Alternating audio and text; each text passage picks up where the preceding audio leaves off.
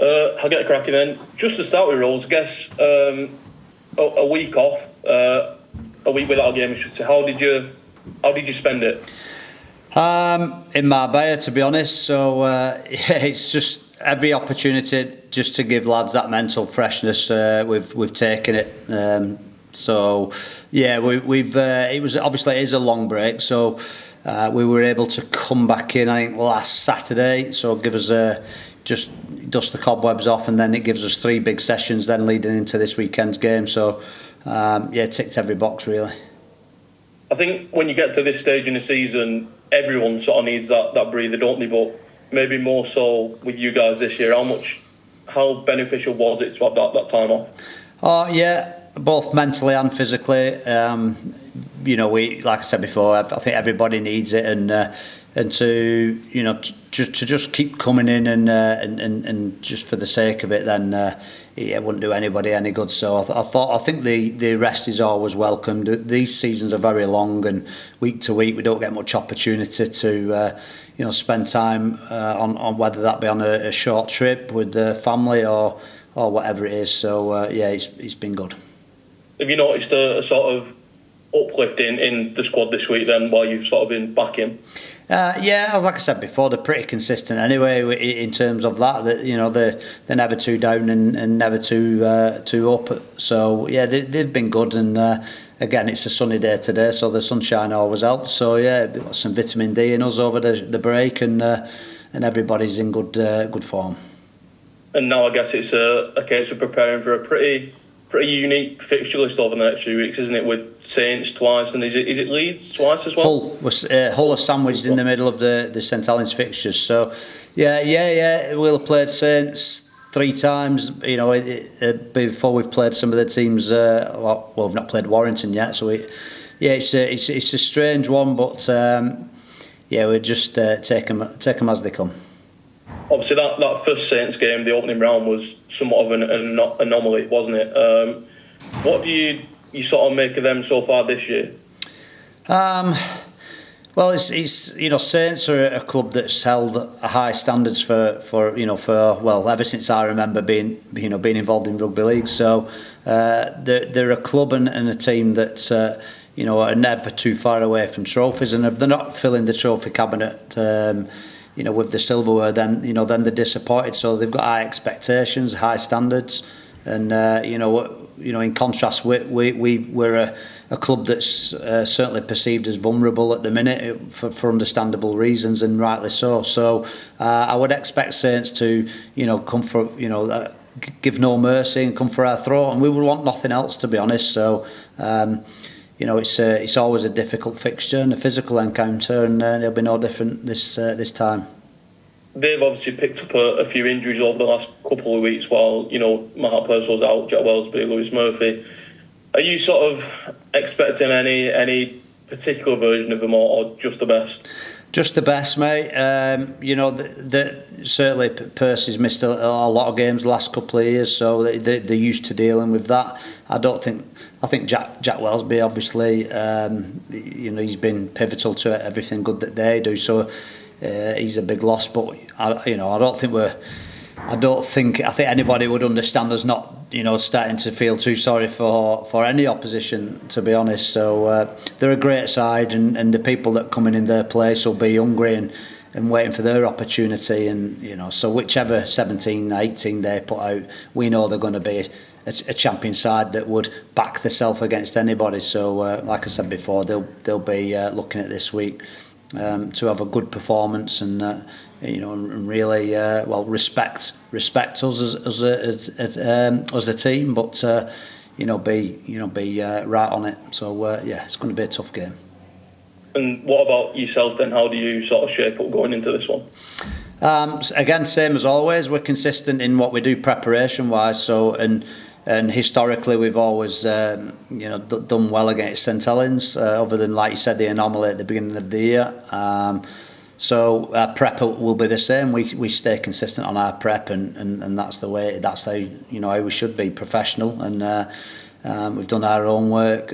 We'll practice and prep what we see as opportunities against St Helens. But the task is always going out and executing with the ball and without the ball, and that's the true test, and that'll come down to the day, I guess. I guess just lastly from me then, in terms of your squad, can we expect anyone back? I think Nene will be the big sort of question on everyone's lips. I don't think Nene will be back. So we possibly Chris Hill, Joe Mellor, Shane Wright. Cheers, Rolls. I'll pass you on. Thanks, mate. Hey, Paul, you okay? Yeah, good, thank you. I think if my maths is right, this takes us to over the halfway point in the season so far. After the first half of the season you've had, how do you sort of measure success going into the second part of the season? How do I measure success for the second half, or the first half? Which one? So we'll start with the first half, and then. Well, the first half's not been a success, has it? Clearly, so it's been a tough year. I guess if we're going to say success is still being here and still having a smile on our face. There you go. It's a short answer. What do you want to see for the second half of the season then? I want to see, or I'd like to see, if I had a lamp with a genie, loads of money, and and with that money would come opportunity to start a rebuild. So, but I just want to see what I've always wanted to see from my team, no matter how what's going on the field, is a consistent group of people off the field, and they continue to be that, and so they make it worthwhile. Just on your trip to was that a family holiday to Marbella, or was it a full squad? No, full squad. Who's going to pay for that? There we go. No, it's a family holiday. Why did you want to come? I should have told you. I did. I was going to ask them, invited. Go on, mate. How important is it though that you do take that downtime just to sort of clear your mind and get away from it? Because I imagine the stress on you has been incredible so far this year. Just have your moments, don't you? I think everybody does. So and there's stuff going on other than that as well. But both my boys have been doing their A levels, so there's we're wanting to give them support, and so there's a lot of things around everybody in everybody's life that add to the stress, or stress you because you can't commit in the way that you'd want to, because you're putting your efforts in a different position. But I guess when you get into work and you spend time with your colleagues, then you support one another and you get that enjoyment that makes it worthwhile. But you have your moments. I think we all get from different quarters professionally, and in terms of home life and family and friends and support network.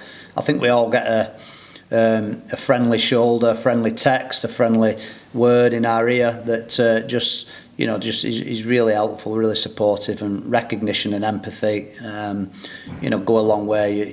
You understand that people want the best for you as well. So it's okay. We're all right. We're all breathing. That's all from me, mate. Thanks for your time. Thanks, mate. Hi, Paul. You okay? Good, thank you. Sweet. You obviously before the break, you had a few of your loan players recalled. Are you in a position at the moment to look at bringing any other ones in? We won't be bringing any loan players in this week. So yeah, I mean we can start looking at that. But I think as you obviously do these presses with all the other coaches, I think they're all battered and bruised at the minute. So there's not a lot of movement anywhere. So we're all right. Even if not in the immediate term, the players that you have already lost to recalls, is the potential that they might come back once they're available again, or is it sort of an ad hoc basis? Yeah, I mean, them situations are fluid, so if them players aren't getting the opportunities that they crave or want at their own clubs, then that's a discussion between the player, the club, and if it's in everyone's best interest, then we'd always open them players back. We've not had a bad player on loan at all, and so that door's always open from our point of view. I just wanted to find out a bit more about the player that you gave a debut to in the last game, Sam Hill. I think you said after the game that you told him to get out of his decorating gear to come down for his first session. Was it really a case of he came down that week of the game, and what else is he doing? Yeah, I mean, that is really the case. He was on his bike going to work, so he turned around, put his kit on and came down, and so we only told him at the game that he was going to play. I knew in the morning, but I didn't want to overly stress him. So yeah, I just thought it was great. So he's been dipping his toe in with us this week as well. So he's got a little reward on the back of it. We've enjoyed having him around, and you know, he's got a lot of hard work to do, but like everybody else, he's got a good future if he makes the right choices. And I know he's very dedicated. He's got great support around him in his family, and you know, and the lads here really appreciated and you know, really enjoyed his debut for him. I thought the lads were great with him, and I thought his debut was really fantastic, and that day belonged to him. I'm sure you want to make an effort to make a club debut for any player as special as it can be, even in difficult circumstances for everyone around the club. Yeah, and it was special. You know, it was special. He got to play against some of the best players in the world, and a champion team like Wigan, the current champions. So it'll be memorable for all the right reasons for him. Other than the team result, his personal performance was very, very good. So yeah, he's got an heritage number, and as I always say, you can't buy them. It's a fantastic achievement, and you know, he's there now. He's done it, and you know, I'm sure it'll be the first of many. How old is he then? I know he's part of your academy team. 18. He's 18. Is he on an apprenticeship or something for the decorating side? Yeah, he would be. Yeah, he would be. So yeah. Fair play. What is it that you sort of say when you bring any player like Sam into the group for the first time, the first team group? What sort of things do you say to them, and what do you ask of them? I mean, every situation is very unique, so it depends on the personality, doesn't it? So I think our job as players and staff is to give that player confidence and belief, and make it as stress-free as possible, and you know, whilst making the occasion exciting and memorable, and making a fuss of him. So like I said before, it'll be unique on the words that we choose. So I'm not going to give you know, the Churchillian speech right here, but yeah, I think the less stress the better for a player. You know, you want him to feel comfortable, but I think reassuring them of why they're here and that they've earned the position, and it's through what they do and continue to do the things that they've done that got them there.